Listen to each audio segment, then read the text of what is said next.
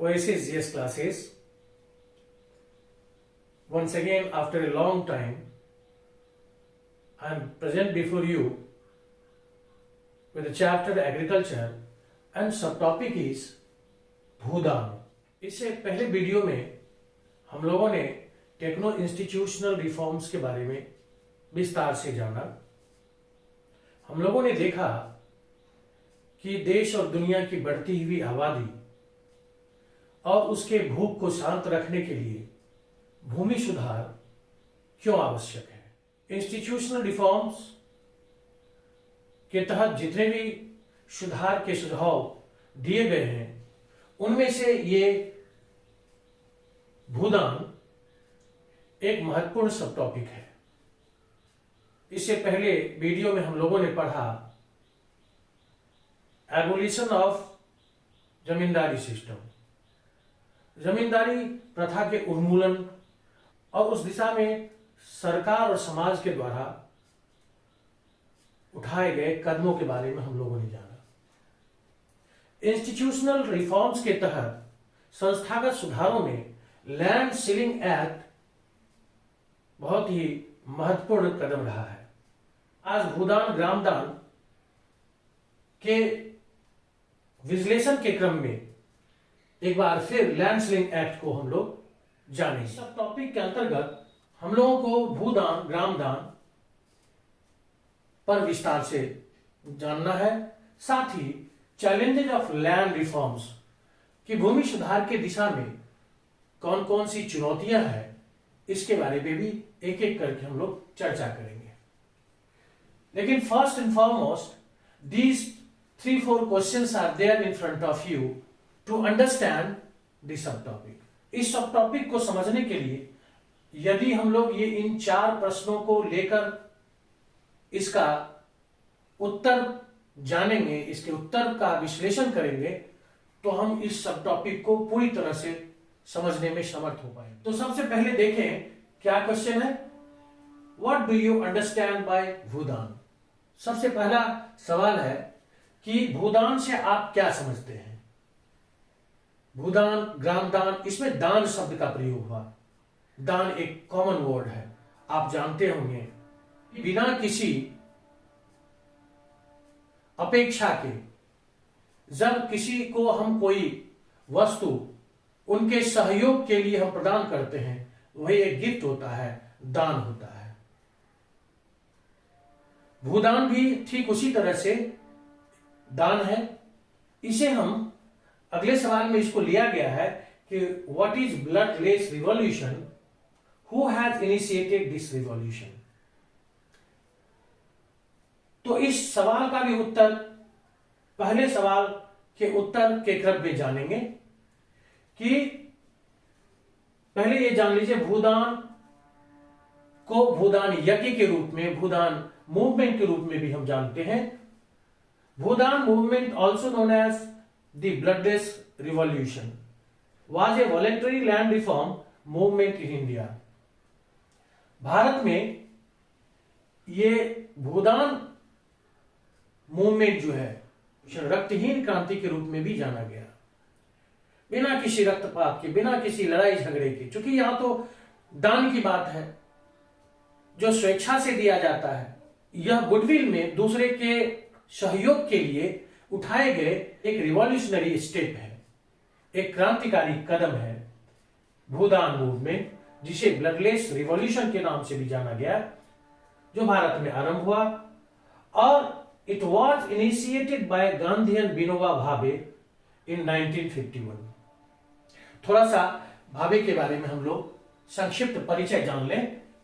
विनायक नरहरि भावे, जिसे हम आचार्य विनोबा भावे के नाम से जानते हैं, इनका जन्म 11 सितंबर 1895 को गुजरात के गावदे नामक स्थान पर हुआ, जबकि इनका मृत्यु 15 नवंबर 1982 को महाराष्ट्र के वर्धा नामक स्थान पर हुआ।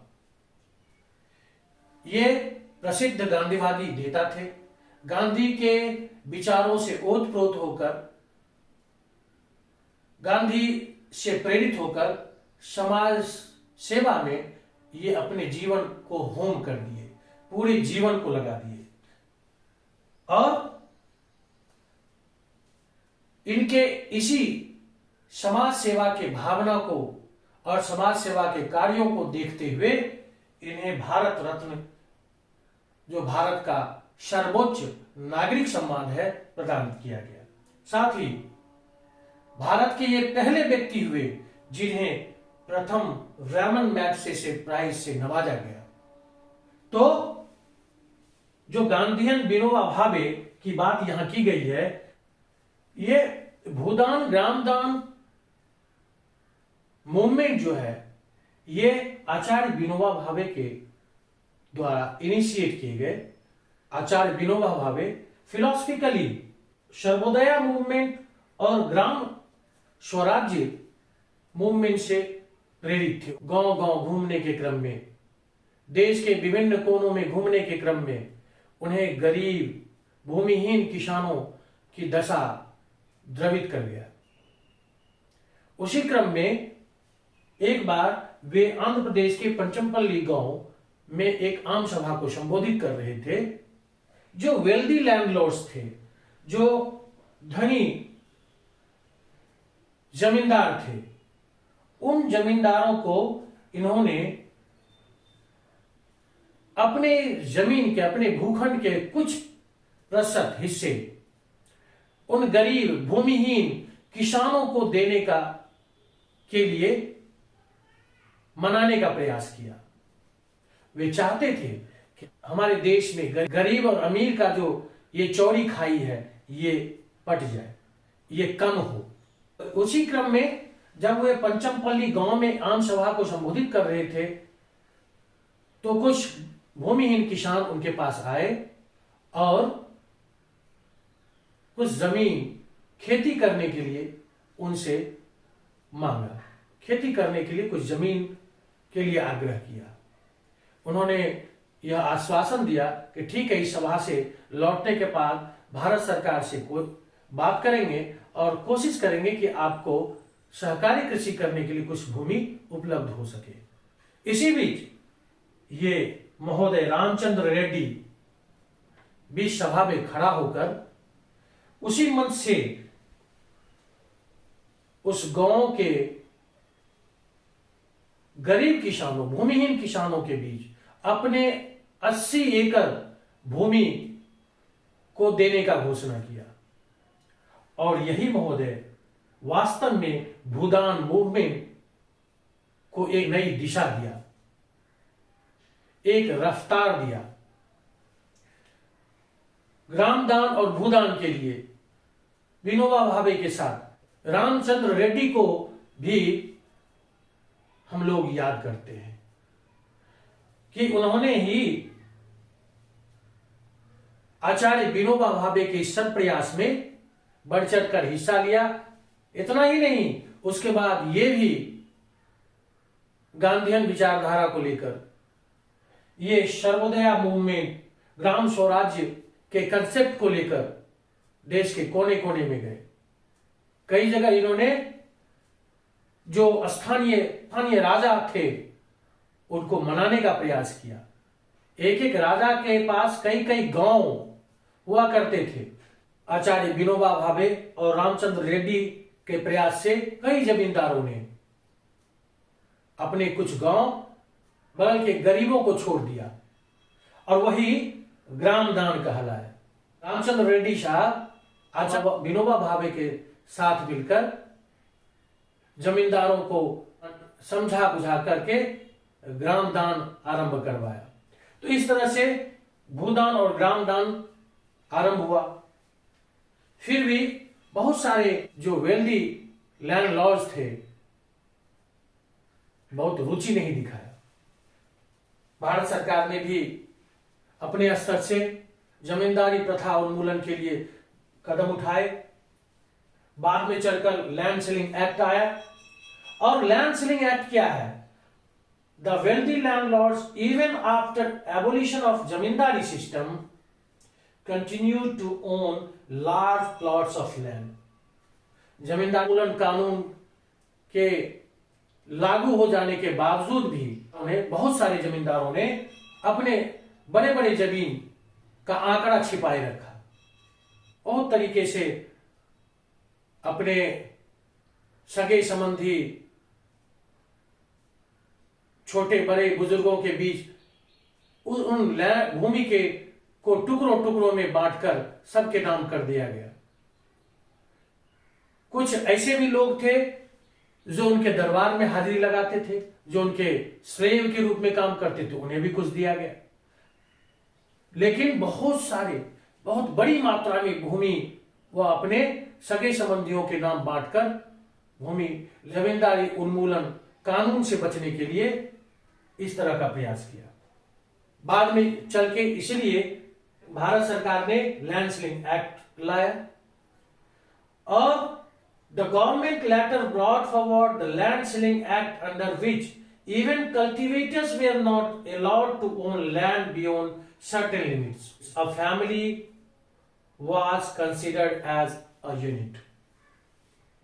और परिवार को एक इकाई माना गया कि एक परिवार के पास भूमि के इतने मात्रा से अधिक किसी के पास भूमि नहीं होगा। और इस कानून के तहत यह बताया गया कि यहां तक कि जोतदार, जो खेत जोतने वाले वर्ग हैं, वे भी सीमित मात्रा के अतिरिक्त जो सीमित मात्रा, तय मात्रा से अधिक भूमि का मालिकाना हक नहीं रख सकता है। लैंड सीलिंग एक्ट 1972 के तहत नेशनल गाइडलाइंस जो था, उसके तहत यह था कि जो बेस्ट लैंड है, उत्तम प्रकृति का लैंड है, वह 10 से 18 एकड़ से ज्यादा कोई ओन नहीं कर सकता है, कोई रख नहीं सकता।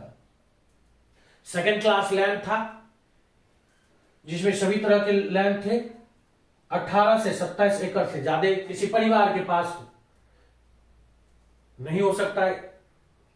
और रेस्ट क्लास ऑफ लैंड जिसमें 27 टू 54 एकर्स ऑफ लैंड से ज्यादा किसी के पास भूमि नहीं होना चाहिए, ऐसा कानून बनाया गया। बिहार में यह मैक्सिमम लिमिट्स जो था वह 15 एकड़ कल्टीवेबल लैंड का था और 18 एकर्स नॉन कल्टीवेबल लैंड का था। तो यह एक भूमि के मात्रा का सीमा तय कर दिया गया कि इतने मात्रा में किसी के पास भूमि हो सकता है, इतने एकड़ में किसी के पास, इससे अधिक किसी के पास भूमि नहीं हो सकता। यह है लैंड सीलिंग एक्ट का एक संक्षिप्त विवरण। तो आपने what do you understand by Bhoodan को समझा। अगला what do you mean by Gramdan, Gramdan को भी समझा। भूदान के अगले कदम में जब आचार्य विनोबा भावे अपने अनुयायियों के साथ, मुख्य रूप से रामचंद्र रेड्डी साहब के साथ, देश के कोने कोने में भूदान के प्रचार प्रसार के साथ साथ सर्वोदय मूवमेंट और ग्राम स्वराज्य के साथ आगे बढ़े, तो कई ऐसे भी क्षेत्र थे हमारे देश में जहां सैकड़ों एकड़, हजारों एकड़ जमीन एक एक जमींदारों के पास था। यहां तक कि कई कई गांव उसके अधिपत्य में था। ऐसे में इन लोगों के सत्प्रयास से उन जमींदारों को मनाया गया और जो बगल आसपास के जो भूमिहीन किसान थे उन्हें कुछ गांव दान देकर सारे भूमिहीनों को बसाया गया, उन्हें खेती के लिए, रहने के लिए जमीनें दी गई। तो उस तरह से ग्रामदान की शुरुआत हुई। और what is bloodless revolution? Who has initiated this revolution? Bhoodan and Gramdan, this is only known as the bloodless revolution. चूंकि इसमें जो ग्रामदान या भूदान हुआ, इसमें कोई रक्तपात नहीं हुई, कोई कन्फ्लिक्शन नहीं हुआ, कोई झगड़े नहीं हुए, कोई खून खराबा नहीं हुआ। यह स्वेच्छा से इस कार्य को किया गया। इसलिए इस भूदान और ग्रामदान मूवमेंट को ब्लडलेस रिवॉल्यूशन भी कहा गया और इसे इनिशिएट किया प्रसिद्ध गांधीवादी नेता आचार्य विनोबा भावे और उनके साथ कदम से कदम मिलाते हुए श्रीमान रामचंद्र रेड्डी जी। आगे बढ़ते हुए हम लोग अगला सवाल लेते हैं, which are the challenges in the upcoming land reform practices. भूमि सुधार के दिशा में जो संस्थागत प्रयासें की गई हमारे देश के अंदर, उन प्रयासों में बहुत सारी कमियां रह गई। उस पर हम लोग एक एक करके बात करेंगे। चैलेंजेस इन लैंड रिफॉर्म्स या ऑफ लैंड रिफॉर्म्स। पहला चैलेंज है lacks of clarity in laws. जो कानून बना, चाहे जमींदारी उन्मूलन कानून हो या लैंड सीलिंग एक्ट हो या जमीन से संबंधित जितने भी कानून बने, उसमें क्लैरिटी का अभाव रहा। अभी भी गांव घर में लोग आपस में लड़ते रहते हैं। सबसे ज्यादा झगड़े जमीन से जुड़े हुए होते हैं, क्योंकि वहां कानून में इतने लूप होल्स हैं, इतने छिद्र हैं कि जो सातिर लोग हैं, वह जो सीधे साधे लोग हैं, भोले भाले किसान हैं, उसको परेशान कर देता है उस कमियों का फायदा उठाकर। तो first of all our government has to try their level best to reform that laws so that such type of conflicts can be minimized. Next है lacks of strong political wills. राजनीतिक इच्छा शक्ति का अभाव है। कोई यह जोखिम मोल लेना नहीं चाहता। हमारी जो वर्तमान सरकार है और वर्तमान सरकार के मुखिया श्रीमान नीतीश कुमार जी हैं, भूमि सुधार के दिशा में बहुत कदम उठाए, बहुत साहसिक कदम भी उठाए। जब कभी कोई नेता भूमि सुधार के दिशा में कोई साहसिक कदम उठाते हैं, तो उन्हें जमींदारों का कोप भाजन बनना पड़ता है। और कोई नहीं चाहता है कि जो जमींदार लोग हैं,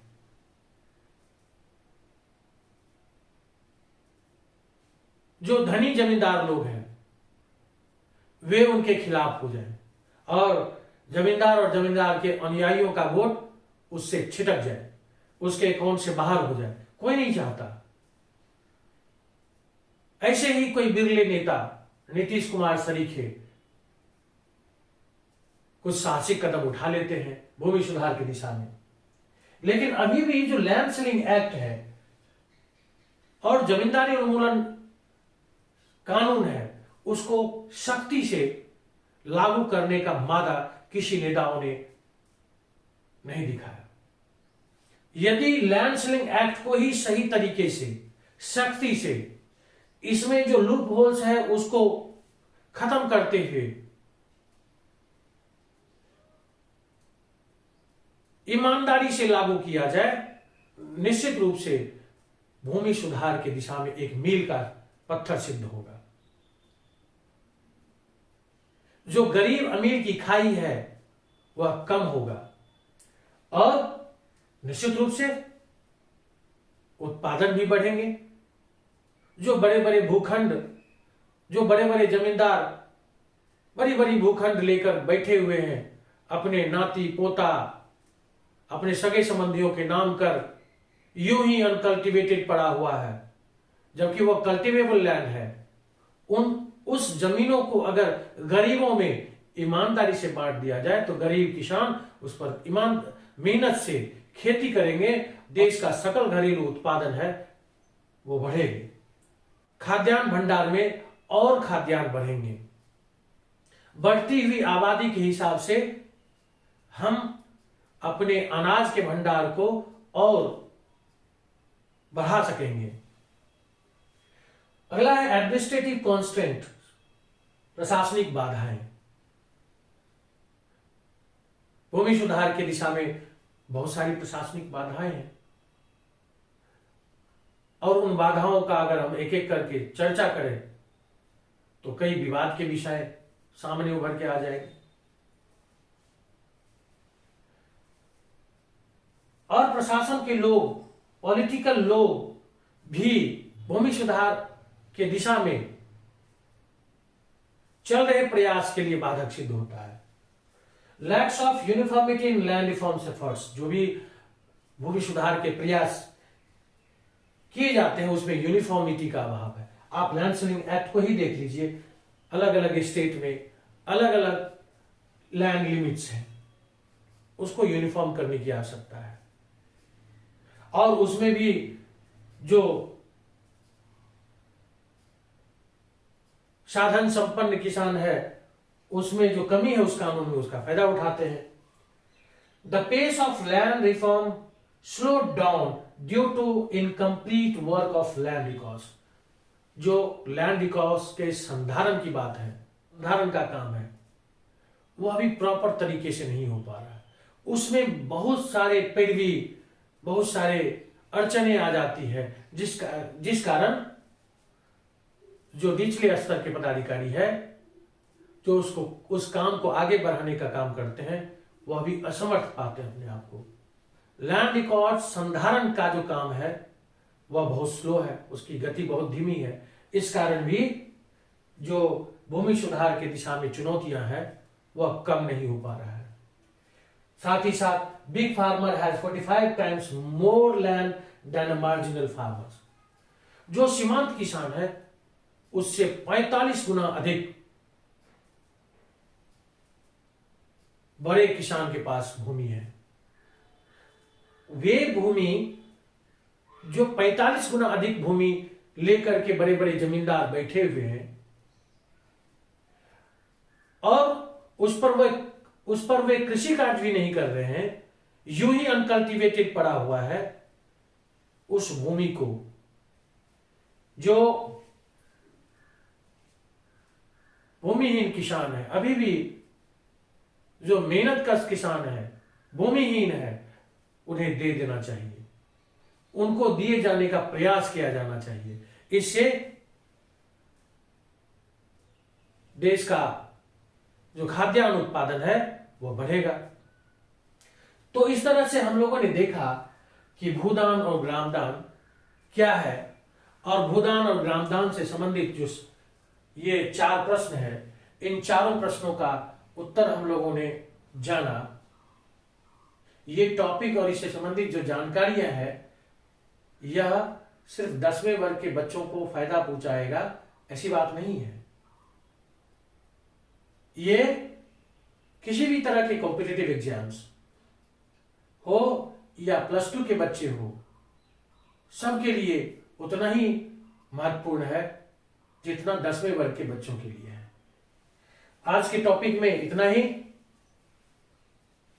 thank you for watching my video. If you don't have subscribe my channel, please subscribe it and must press the bell icon so that you can get notification of my upcoming video timely. Thank you. Jai Hind.